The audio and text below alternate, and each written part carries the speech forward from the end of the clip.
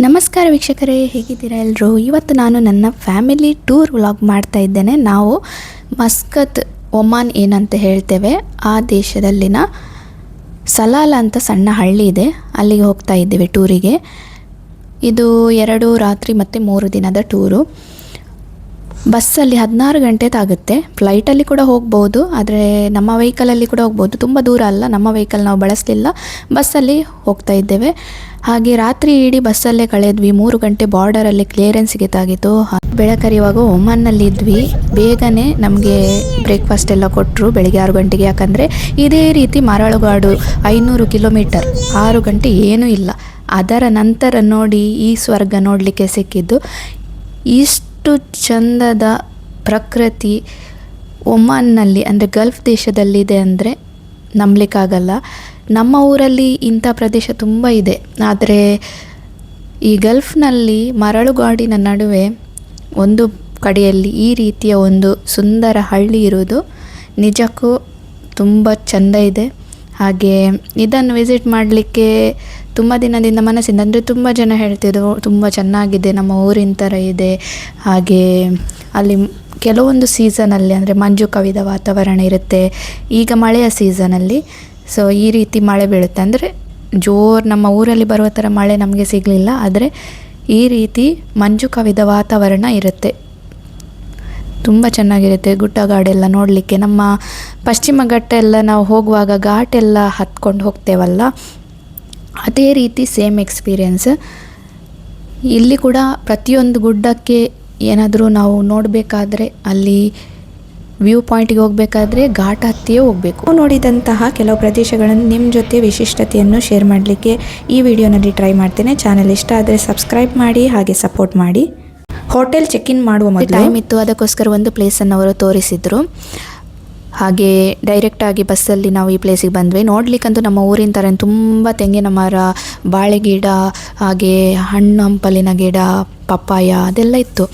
ಈ place ಚೆರ್ಮನ್ Perumal tomb ಅಂತ ಹೇಳ್ತಾರೆ. ಅಂದರೆ ಅವರ ಒಬ್ಬ ಪ್ರೀಚರ್, ಅಂದರೆ ಪ್ರವಾದಿ ಏನಿದ್ದಾರೆ ಅವರದ್ದು ಇಲ್ಲಿ ಸಮಾಧಿ ಇದೆ ಅಂತೆ. ಇದು ಪಕ್ಕ ನಮ್ಮ ಊರಿ ಥರ ಕಾಡಲಿಕ್ಕೆ. ಹಾಗೆ ಸ್ಪೆಷಲಿ ಅದು ಕೇರಳ, ಮಿನಿ ಕೇರಳ ಅಂತ ಹೇಳ್ತಾರಂತೆ. ಆ ರೀತಿ ಚೆರ್ಮನ್ ಪೆರುಮಾಳ್ ಇವರು ಕೇರಳದ ರಾಜಮನೆತನದವರು. ಇವರು ಒಮಾನಿಗೆ ಬಂದಿದ್ದಾಗ ಪ್ರೊಫೆಟ್ ಮೊಹಮ್ಮದ್ ರವರ ಶಿಕ್ಷಣವನ್ನು ಕೇಳಿಬಿಟ್ಟು ಅವರು ಇಸ್ಲಾಂ ಧರ್ಮವನ್ನು ಸ್ವೀಕರಿಸ್ತಾರಂತೆ. ಹಾಗೆ ಇಲ್ಲಿ ಅನಾರೋಗ್ಯದಿಂದ ತೀರಿ ಹೋಗ್ತಾರೆ.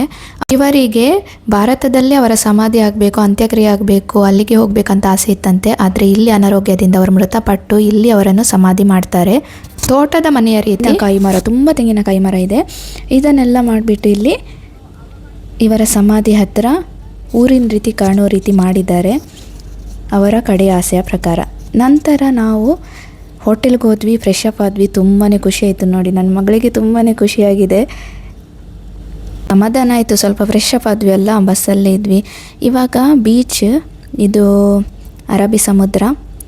ನಾವು ಹತ್ತಿರಕ್ಕೆ ಹೋಗಲಿಲ್ಲ, ಯಾಕಂದರೆ ಅಲ್ಲಿಯ ರಭಸ ತುಂಬ ಇದೆ, ಮಳೆಗಾಲದ ಟೈಮಲ್ಲ. ಹಾಗೆ ನಂತರ ನಾವು ಮೊಗಸೈಲ್ ಬೀಚ್ ಅಂತ ಇದೆ ಇಲ್ಲಿ, ಅಲ್ಲಿ ಒಂದು ತುಂಬ ಒಳ್ಳೆಯ ವೈಶಿಷ್ಟ್ಯ ಇದೆ. ಇಲ್ಲಿಗೆ ಹೋದ್ವಿ. ನಮ್ಮನ್ನು ಮಧ್ಯಾಹ್ನ ನಂತರ ಇಲ್ಲಿಗೆ ಕರ್ಕೊಂಡೋದ್ರು. ಅಲ್ಲಿ 2 ಬಂಡೆಗಳಿದ್ವೆ, ದೊಡ್ಡ ಬಂಡೆಗಳು. ಅಲ್ಲಿಗೆ ತನಕ ಹೋಗಬೇಕು ನಾವು, ತುಂಬ ದೂರ ಇದೆ, 1.5 ಕಿಲೋಮೀಟರ್ ಅಷ್ಟು ದೂರ ಇದೆ. ಹಾಗೆ ಅಲ್ಲಿ ವೆಹಿಕಲ್ಸ್ ಕೂಡ ಇರ್ತಾರೆ ವಿಸಿಟರ್ಸನ್ನು ಬಿಡಲಿಕ್ಕೆ. ಹಾಗೆ ಅದರಲ್ಲಿ ಹೋದ್ವಿ ನಾವು. ಅಲ್ಲಿಗೆ ಹೋಗಿ ಅಲ್ಲಿ 3-4 ಬ್ಲೋ ಹೋಲ್ ಇದೆ. ಅಂದರೆ ಇದು ನೈಸರ್ಗಿಕವಾಗಿ ಕ್ರಿಯೇಟ್ ಆದಂತಹ ತೂತುಗಳು, ಕಲ್ಲಿನ ನಡುವೆ ಆದಂತಹ ಹೋಲ್. ಅಂದರೆ ಈಗ ಅಲೆಯ ರಭಸ ಜೋರಿರುವಾಗ ಅಲ್ಲಿ ನೀರು ಚಿಮ್ಮುತ್ತೆ ನೈಸರ್ಗಿಕವಾಗಿ. ನೋಡಿ ಇಲ್ಲಿ ಒಂಟೆಗಳು, ನೋಡಿ ಇಲ್ಲಿ ಎಲ್ಲ ಗುಡ್ಡದಲ್ಲೆಲ್ಲ ಮೇಲಿಕ್ಕೆ ಒಂಟೆಗಳು ಇರ್ತವೆ. ಇಲ್ಲಿ ನಾವು ಆ ಬಂಡೆಗಳ ಮೇಲೆ ತಲುಪಿದ್ವಿ. ನಾನು ದೂರದಿಂದ ತೋರಿಸಿದ್ನಲ್ಲ, ಆ ಬಂಡೆಗಳ ಮೇಲಿದ್ದೇವೆ. ಇದು ಅರಬ್ಬಿ ಸಮುದ್ರ. ಇಲ್ಲಿ ಅಲೆಯ ರಭಸ ಇವತ್ತು ಸ್ವಲ್ಪ ಕಡಿಮೆ ಇದೆ ಅಂತೆ, ಇಲ್ಲದೆ ಜಾಸ್ತಿ ಇರುತ್ತೆ. ಈ ಬ್ಲೋ ಹೋಲ್ ನೋಡಿ, ಈ ಮೆಟ್ಟಲು ಹತ್ತಿ ಹೋದ್ವಿ. ಅಲ್ಲಿ 2-3 ಬ್ಲೋ ಹೋಲ್ ಇದೆ. ಇವಾಗ ಡೈರೆಕ್ಟಾಗಿ ಆ ರಂಧ್ರ ಕಾಣಲ್ಲ ನಮಗೆ, ಅಂದರೆ ಅದರ ಮೇಲೆ ಅವರು ಕವರ್ ಮಾಡಿದ್ದಾರೆ. ಆದರೆ ನೀರು ಚೆನ್ನಾಗಿ ಚಿಮ್ಮುವುದನ್ನು ನೋಡಿಕೊಳ್ಬೋದು. ತುಂಬ ರಭಸ ಇರುತ್ತೆ ಆ ಅಲೆಗಳು ಅಷ್ಟು ಮೇಲಕ್ಕೆ, ಅಷ್ಟು ದೊಡ್ಡ ಬಂಡೆಗೆ ಬಡಿದು ಅಲ್ಲಿಂದ ಆ ನೀರು ಚಿಮ್ಮುತ್ತೆ. ಅದು ನೈಸರ್ಗಿಕವಾಗಿ ಆದಂತಹ ಒಂದು ಬ್ಲೋ ಹೋಲ್ಸ್. ಅದನ್ನು ಯಾವುದೇ ಮ್ಯಾನ್ ಮೇಡ್ ಬ್ಲೋ ಹೋಲ್ಸ್ ಅಲ್ಲ. ತುಂಬ ಚೆನ್ನಾಗಿತ್ತು ಎಕ್ಸ್ಪೀರಿಯೆನ್ಸ್. ನಾನು ಬೇರೆಯವರು ವೀಡಿಯೋಸ್ ಎಲ್ಲ ಹಾಕಿದ್ದನ್ನು ನೋಡಿದ್ದೆ, ಆದರೆ ಡೈರೆಕ್ಟಾಗಿ ನೋಡುವಾಗ ತುಂಬ ಖುಷಿಯಾಯಿತು. ತುಂಬ ಒಳ್ಳೆ ಪ್ರದೇಶ, ತುಂಬ ಖುಷಿಯಾಗುತ್ತೆ, ಮನಸ್ಸಿಗೂ ತಂಪಾಗುತ್ತೆ. ಅಷ್ಟು ಒಳ್ಳೆ ಗ್ರೀನರಿ ಇರ್ಬೋದು, ಮಂಜು ಕವಿದ ವಾತಾವರಣ ಇರ್ಬೋದು.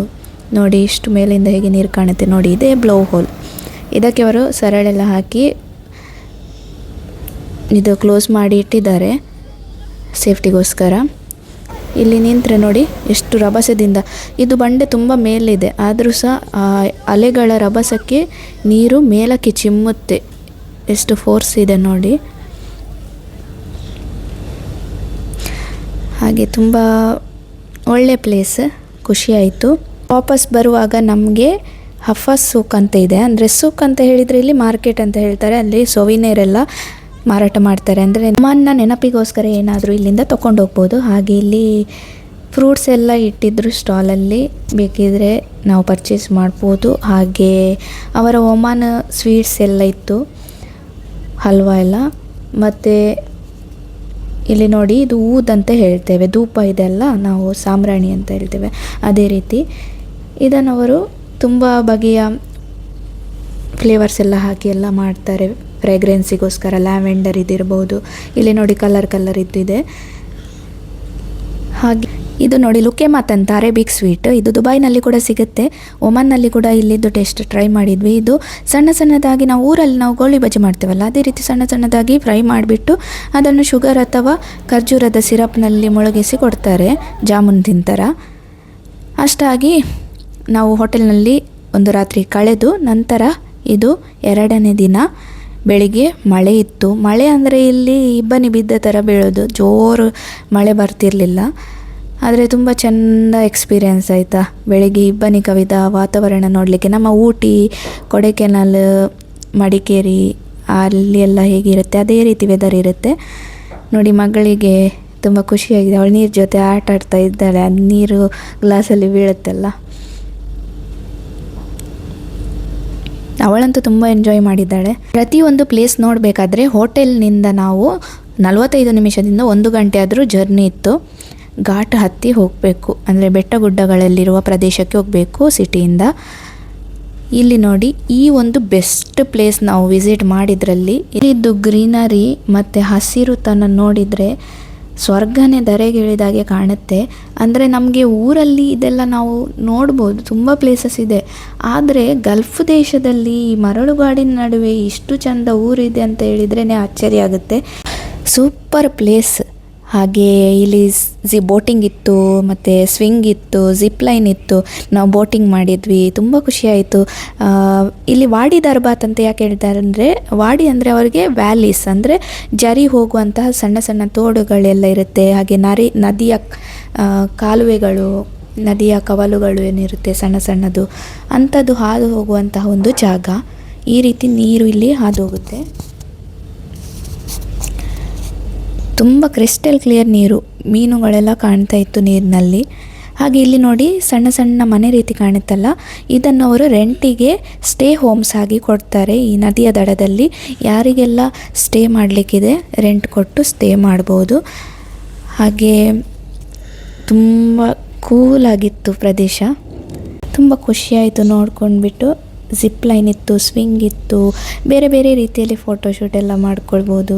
ಅದಕ್ಕಿಂತ ಹೆಚ್ಚಾಗಿ ಈ ನೈಸರ್ಗಿಕವಾಗಿ ನಿರ್ಮಿತವಾದ ಈ ಪ್ರದೇಶದ ಹಸಿರುತನ ಕಣ್ತುಂಬಿಸಿಕೊಳ್ಳೋದೇ ತುಂಬ ಖುಷಿಯಾಗುತ್ತೆ, ಮನಸ್ಸಿಗೆ ಸ್ವಲ್ಪ ನೆಮ್ಮದಿಯಾಗುತ್ತೆ. ನೋಡಿ ತೋಡಿನ ಮೂಲಕ ನೀರು ಹರಿದು ಹೋಗ್ತಾ ಇದೆ. ಇದು ಜರಿಯ ನೀರು, ತುಂಬ ಕ್ಲಿಯರ್ ಇತ್ತು, ತಂಪಾಗಿತ್ತು.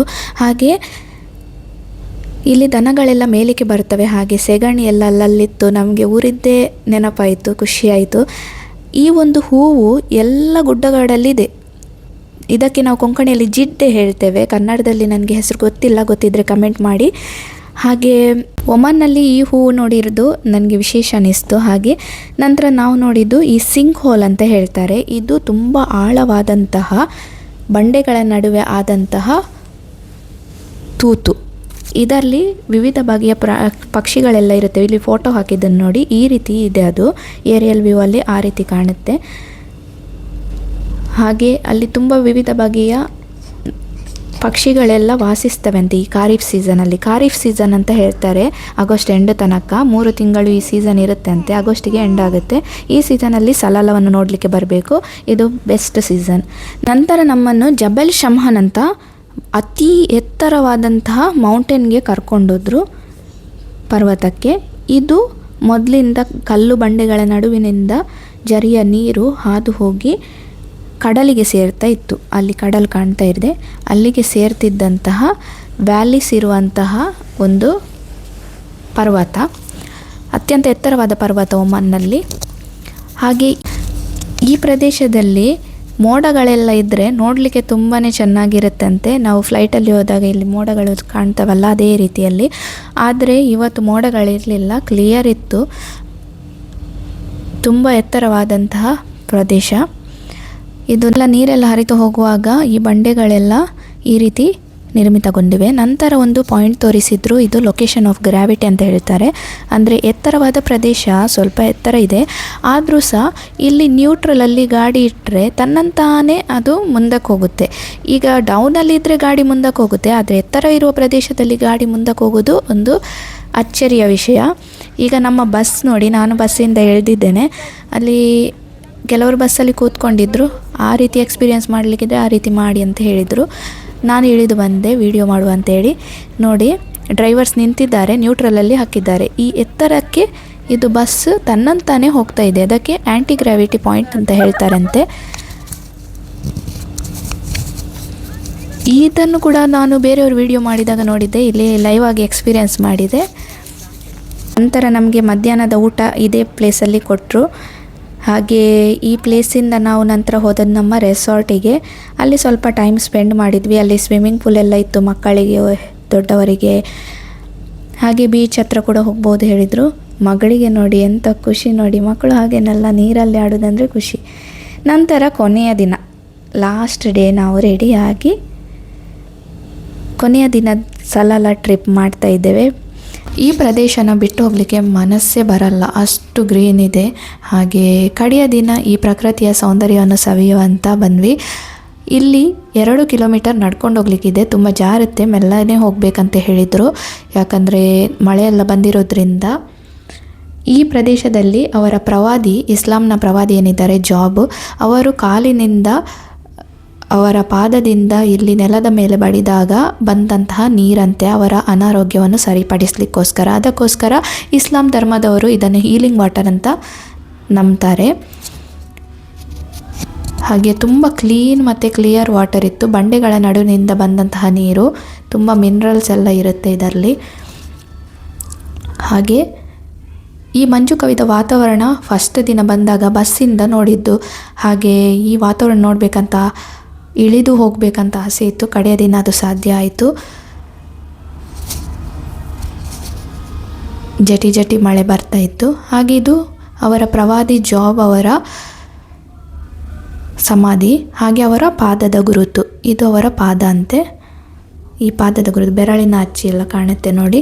ಹಾಗೆ ನಂತರ ನಮ್ಮನ್ನು ಕಡೆಯ ದಿನ ಇವರ ಸ್ಪೆಷಲ್ ಆದಂಥ ಒಮಾನಿ ಹಲ್ವಾ ಶಾಪಿಂಗ್, ಹಾಗೆ ಅವರ ಫ್ರೆಶ್ ಆಗಿ ಅವರ ತೋಟದಲ್ಲಿ ಮಾಡಿರುವಂತಹ fruits and vegetables shopping stalls ಇದೆ, ಅದನ್ನು ನೋಡ್ಲಿಕ್ಕಂತ ಕರ್ಕೊಂಡೋದ್ರು. ಅಲ್ಲಿ ಶಾಪಿಂಗ್ ಮಾಡಿದ್ವಿ. ಒಮಾನಿ ಹಲ್ವಾ ಎಲ್ಲ ಅಲ್ಲಿನ ಪ್ಯೂರ್ ತೆಂಗಿನ ಎಣ್ಣೆ, ಅವರೇ ತೆಂಗಿನ ಎಣ್ಣೆ ತೆಗಿತಾರೆ. ಹಾಗೆ ಬಾದಾಮ್ ಇತ್ತು ಅಲ್ಲಿ ಆಗುವಂಥದ್ದು, ಬಾಳೆಹಣ್ಣು ಅವರ ತೋಟದಲ್ಲಿ ಆದಂಥದ್ದು, ಹಾಗೆ ಎಲ್ಲ ಫ್ರೂಟ್ಸ್ ಅವರೇ ಮಾಡ್ತಾರೆ. ಹಲಸಿನ ಹಣ್ಣು, ಪಪ್ಪಾಯ ಇರ್ಬೋದು. ನಮ್ಮ ಊರಲ್ಲಿ ಯಾವ ರೀತಿ ಹಣ್ಣು ಹಂಪಲಿದೆ ಅದೇ ರೀತಿ ಇಲ್ಲಿ ಕೂಡ ಸಿಗುತ್ತೆ. ಹಾಗೆ ಅಲ್ಲಿನ ಸ್ವೀಟ್ಸ್, ಫ್ರೂಟ್ಸ್ ಎಲ್ಲ ತಗೊಂಡು ನಾವು ನಮ್ಮ ರೆಸಾರ್ಟಿಗೆ ವಾಪಸ್ ಬಂದ್ವಿ. ಅಲ್ಲಿ ಮಧ್ಯಾಹ್ನದ ಊಟ ಮುಗಿಸಿ ನಮಗೆ ದುಬೈಗೆ ವಾಪಸ್ ಹೊರಡಲಿಕ್ಕಿತ್ತು. ತುಂಬ ಜರ್ನಿ ಇದೆ. ಬಾರ್ಡರಲ್ಲೇ 3-4 ಗಂಟೆ ಟೈಮ್ ತಗೊಳ್ಳುತ್ತೆ ಕ್ಲಿಯರೆನ್ಸ್ಗೋಸ್ಕರ. ಅಂದರೆ ತುಂಬ ಜನ ಇರುತ್ತೆ, ತುಂಬ ಗಾಡಿಗಳು, ಟೂರಿಸ್ಟ್ ವೆಹಿಕಲ್ಸ್ ಎಲ್ಲ ಇರುತ್ತೆ. ಹಾಗಾಗಿ ಈ ಸುಂದರ ಪ್ರಕೃತಿಯನ್ನು ಬಿಟ್ಟೋಗ್ಲಿಕ್ಕೆ ಮನಸ್ಸೇ ಬರ್ತಾ ಇಲ್ಲ. ಅಷ್ಟು ಚೆನ್ನಾಗಿತ್ತು ಪ್ರಕೃತಿಯ ಸೌಂದರ್ಯ, ಸ್ವರ್ಗನೇ ಧರೆಗಿಳಿದಂತಿತ್ತು. ಹಾಗೆ ಇದು ತುಂಬಾ ರಿಫ್ರೆಶಿಂಗ್ ಫೀಲ್ ಕೊಡುತ್ತೆ. ಬ್ಯುಸಿ ಶೆಡ್ಯೂಲ್ ನಡುವೆ ಈ ಒಂದು ಪ್ರಕೃತಿ ನೋಡೋದೇ ಒಂದು ಚಂದ, ಒಂದು ನ್ಯಾಚುರಲ್ ಥೆರಪಿ ಹೇಳ್ಬೋದು ನಮ್ಮ ಹೆಲ್ತಿಗೆ.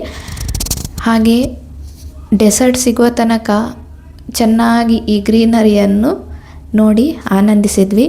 ರಾತ್ರಿ ಇಡೀ ನಾವು ಬಸ್ಸಲ್ಲಿ ಕಳೆದ್ವಿ. ನಮಗೆ ಬಾರ್ಡರಲ್ಲೆಲ್ಲ 3 ಗಂಟೆ ಕ್ಲಿಯರೆನ್ಸಿಗೆ ತಾಗಿತ್ತು. ರಾತ್ರಿ 3 ಗಂಟೆಗೆ ನಾವು ಬಾರ್ಡರ್ ಹತ್ರ ತಲುಪಿದ್ವಿ. ಹಾಗೆ ನಂತರ ಬೆಳಗ್ಗೆ ನೋಡಿ ದುಬೈ ತಲುಪಿದ್ದೇವೆ ಕ್ಲಿಯರೆನ್ಸ್ ಎಲ್ಲ ಆಗಿ.